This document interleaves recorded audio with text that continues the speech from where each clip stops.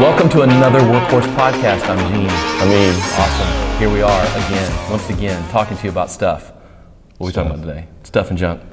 We are talking about proper fueling. I think this is a good topic because you're probably like most people. You're probably stuck at home. Yeah. You're probably eating 8 meals a day, grazing. Could be. So we've heard that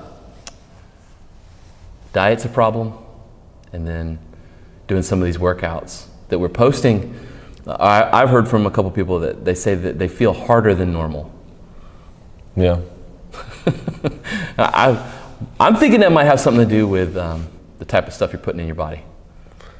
That's part of it. That's a big part of it.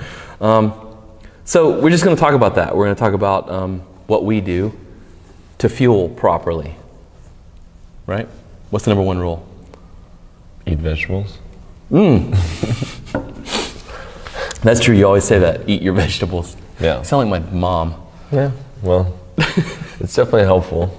All right. So here's some questions. What or how do you eat before you do any training? Is that really any different than how you would just fuel normally, like through any normal part of? Well, timing I think is a big thing. Like if you're, obviously you shouldn't be eating an hour before. You need to try to eat, I think at least 2 hours before. You should, and it shouldn't be too much behind that. It shouldn't be like 4 or 5 hours. Okay. And it shouldn't be closer because that's probably when you feel like you're gonna barf. Because it's still in your stomach. You literally have stuff in there. Yeah. So yeah, I think that's really important, is just trying to come up with a good time for you. And some of that too is based on what you eat. If you're eating smaller amounts, or like sometimes maybe you work out in the morning and you eat a banana or something like that. That'll go a lot quicker than if you're having bacon. I know if I ever eat bacon, it has to be 2, maybe even 3 hours before, because it sits in my stomach. Yeah, I'm the same way with like bacon and eggs, something heavy protein like that. I actually train fasted when I train in the morning. If I train in the evening, I've of course had a meal at some point, but it is normally 3 to 4 hours before I'll train, like you're saying. Yeah.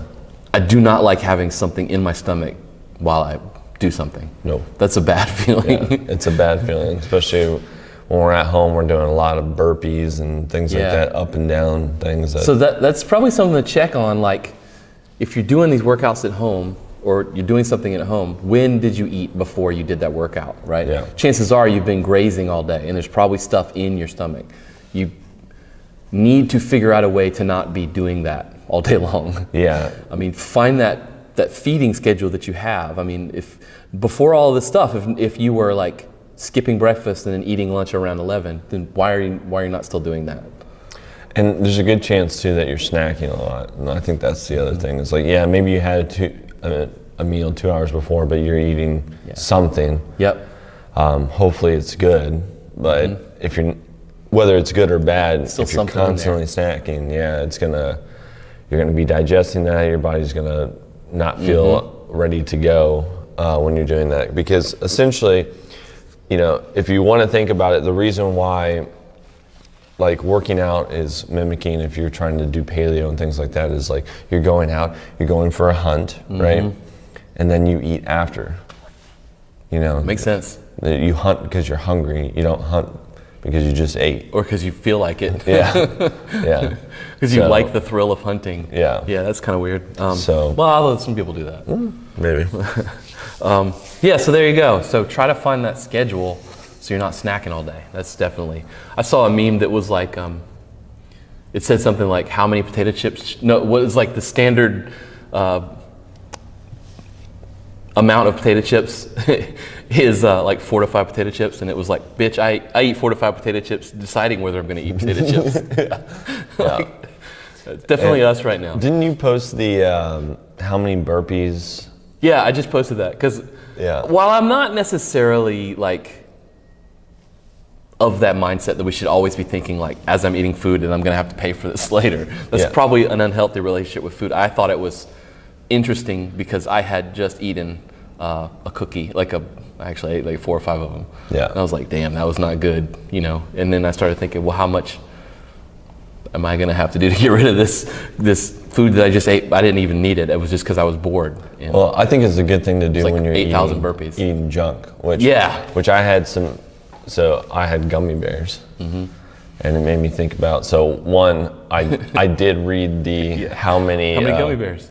How many gummy bears is how many calories and all that kind of crap. Because it was like 13 gummy bears is 100 calories. Yep. So it's like just like 5,000 burpees.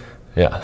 Because it's not equal. No. It's not equal. It's like what, 3 times more energy expended to burn off some calories you put in, or kcals or whatever. Yeah. Which is like, oh.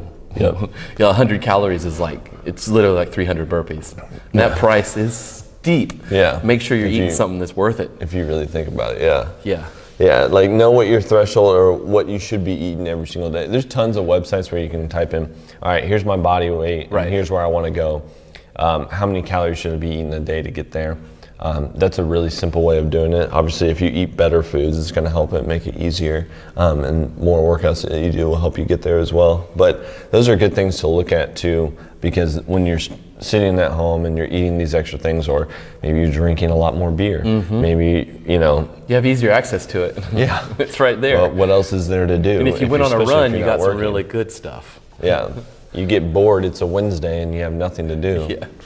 Netflix and beer, or wine, you know, start trying to think about, all right, how much am I putting in my body? Yeah.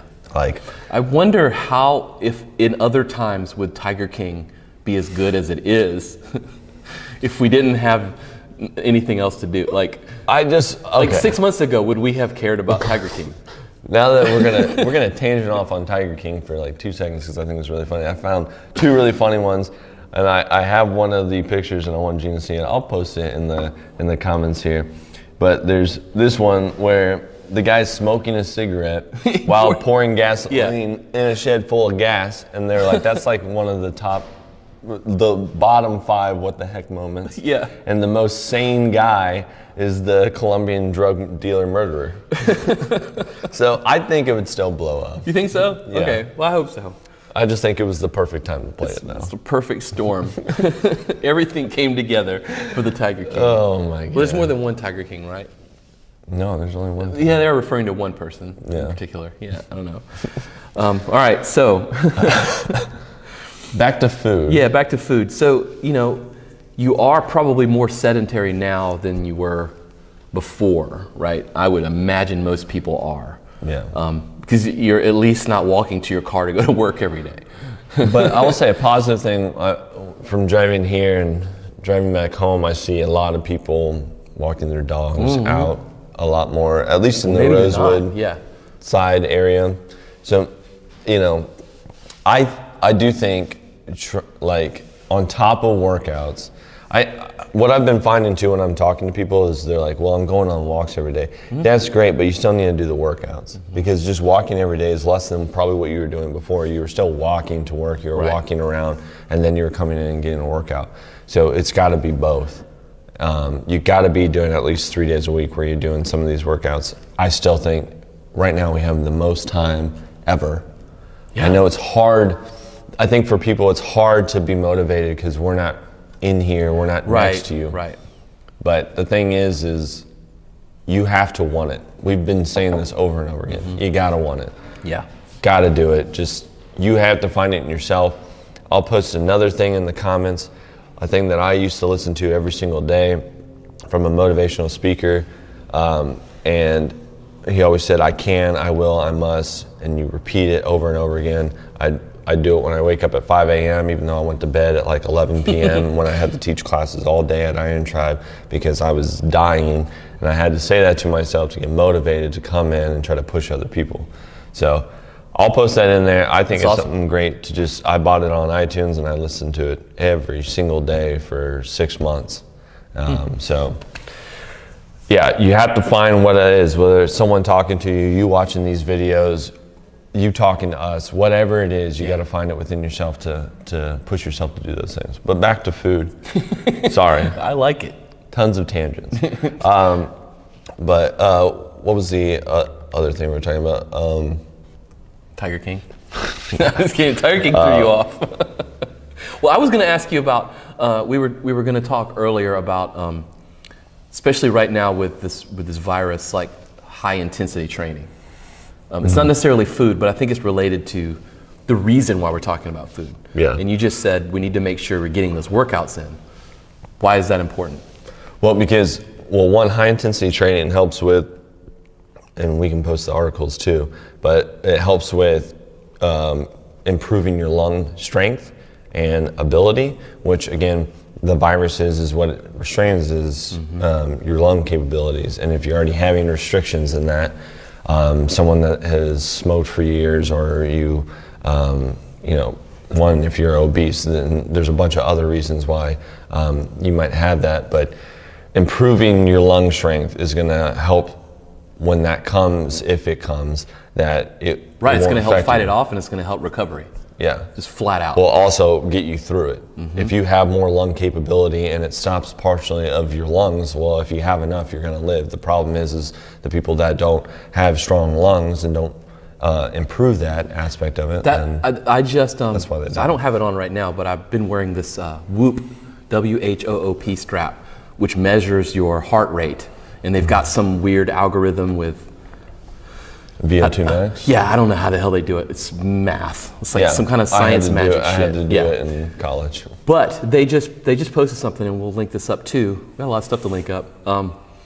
They have directly correlated your respiratory rate, your resting respiratory rate, with battling the virus. Yeah. And they actually have several people who wear it, and they've gotten the virus or whatever, and they've been monitoring that. And there's a direct correlation with your respiratory health and ability to fight it off, and your ability to recover from it. Yeah. I mean, that's sort of like, duh, we don't need a bracelet to tell us that, right? But, I mean, maybe we do.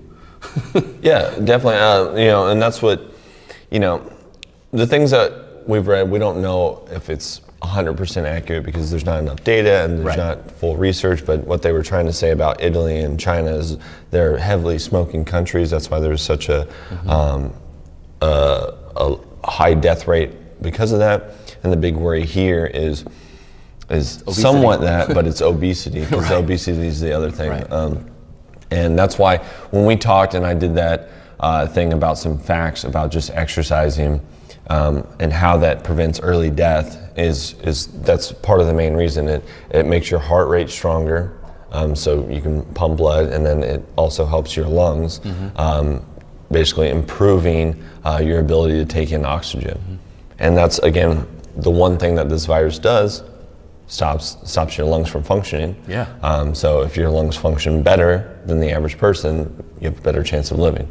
So that's why right now, if you're sitting at home and you're worried about this virus and you're scared about it all the time, if you're not exercising, do it. Then you're literally giving yourself a worse chance of living. So if any of this is freaking you out, this is what you should be. You should be fucking working out all day. Yeah, don't get freaked out, go work out. We give them to you for free. Yeah, just work out, and then again, your risk goes down tremendously. Right. So, you know, if you're taking this stuff seriously, you have to take your exercise seriously. Right.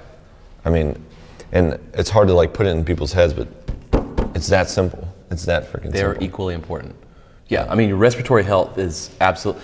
That's why a lot of the program that we have here, not to nerd out about the workout program, but it is, when you think about working out, most people think about lifting weights, right? You know, you think about a gym, I'm gonna come in and lift weights and make my muscles bigger. That's part of it. The other part is the cardiovascular strength, right? And that's why our workouts and our program is a mixture. That's why we mix strength and cardio and endurance and sprints and, you know, gymnastic stuff, because we want you healthy across all those spectrums, right? We talked about that before. It directly correlates to your respiratory health, cardiovascular health. Like, that's literally what makes you live longer. Yeah. It is that simple. Yeah. I think a lot of times we overthink things and we worry about things that we shouldn't. And yeah, it's that freaking simple. Yeah, don't overthink this part. Just do some workouts. Yeah. Be in it. Yeah. And so move your body every day. Yeah. This Monday, we're going to do a workout, and we're going to call it the baseline for coronavirus, and then we're going to do it the first day you guys come back in here because we want to see improvement. So Monday, the workout we're doing Monday, we're going to do it the first day you come back in here. So take it seriously because, again, if you're worried about risk and you come in and you're in a worse off place, then we know that during this off time you weren't working on yourself. So hopefully this will push you to keep doing stuff. And also do those push-ups every single day. The push-up challenge? Yeah, how's that going? I know I see a lot of people saying that they're doing it, so keep it up, keep posting about it. All that kind of stuff is important right now. You want to stay connected with people, you want to stay motivated. I can't say that enough either. The more you post on social media, the more you're going to keep doing it. So just be careful what you read on social media. I mean, you can take in just the positive and delete all the negative, right? That's one of the beautiful things about it. It's one of the dangerous things about it, but you know, use it for the good that you can use it for, you know, by sharing and motivating each other, not just by scaring and making each other mad. That's the worst thing you could possibly do with it. All right, so I think that's a pretty good coverage. Do you have any recommendations of supplements people should take? That's the last question, supplements. Particularly while you're not in the gym, I don't know that there's a huge difference between being in the gym or not in the gym. If you're doing the workouts and you relied on a supplement, you should definitely be taking it. I do a lot of BCAAs post-workout. I have a nice mixture of BCAAs and glutamine. I'll try to remember we got a bunch of links on this one, to link those things up to show you my particular mixture, but it's what I like. And I've brought several people back from the brink of death with this mixture. I witnessed that You witnessed that one. Yeah, like they're like, ooh, this is magic and it's making me feel better. But it's the aminos and the glutamine, and I'm not smart enough at all to tell you how the glutamine actually helps you, but it does, it's magic, so I like those too. As far as daily supplements, I take it's not really a multivitamin, but it's kind of like one of those, what's the product? Airborne, like a vitamin C, vitamin D sort of a supplement. I take those every day, all year long, as well as fish oil. I've switched to krill oil just because I tried something different, because the fish makes me burp fish. Doesn't matter what the hell kind it is, I just burp fish for 24 hours, but I don't seem to be doing that with the krill oil. So I don't know if it's that potent, but I don't taste fish on my tongue all day. So that's what I take every day. What about you? Do you take anything? Honestly, the only thing is when I start to feel sore and stuff, I'll take fish oil. But honestly, that's about it. He's au natural. I mean, coffee. That's a supplement. Yeah, that's a supplement. It helps me stay sane. Helps wake me up. I do drink a lot of coffee. You know, every now and then I might do, Heather makes a badass protein shake where she'll take the SFH. Ooh, I've had it. Yeah. Some peanut butter, some, I think like coconut oil, and I'm trying to think, there's maybe some collagen, and then put some ice in it, blends it up. That sounds amazing. Good. Yeah. It sounds good. The collagen, I actually, ever since I was taking it, I was doing collagen, Bub's Naturals. I was taking the collagen in my coffee every morning when I was coaching early in the morning. And that really helped me get through that early morning hunger. Yeah. You know, because you come in, I'd get up at 4, I'd be here by 4:30-ish, coach until 7, you know, and you can't sit in front of the class while you're coaching and eat a sandwich or whatever. That's just not gonna work out well when everybody else is working out and you're eating eggs and bacon. I wouldn't do that to you, but that would help get me through till about 8 or 8:30. Yeah. You know, so that's like 4 or 5 hours that just that hit of collagen would help me kind of stave that off. And I also felt better. Like, it's weird, like my fingernails grew faster. Yeah. And I think that's what the collagen helps with, is that recovery, growth, cellular growth, or whatever they say. I dig that, and I just remember that, so I need to dig that back out of the cabinet. Yeah, nails, I think hair growth, all that kind of stuff. Yeah, the collagen's pretty badass. And the one I got is like flavorless, like odorless, flavorless. So I don't even notice it. I don't even taste granules of it in my coffee like I would with like sugar or something like that. It just completely dissolves. Yeah. Yeah, I think Heather, that's the one that she has as well. But think she orders it online, but I think it's at Whole Foods. It's the same one that she gets. I think, yeah, they sell Bubs there. Yeah. I like Bubs. I don't know if it's Bubs. I don't know what one Heather uses. It might be. I don't think it matters. It's probably, honestly, it's probably all the same shit. Yeah. It's probably the same vat that they all get it out and they put it in a package with a different label. Probably all of that stuff. Yeah. I'm just saying. So that's it. Supplements. If you have any supplement questions, hit us up. Yeah, post stuff in the comments and we'll post all of our links of crazy stuff that we said today. Cool. Awesome. All right. See you next time.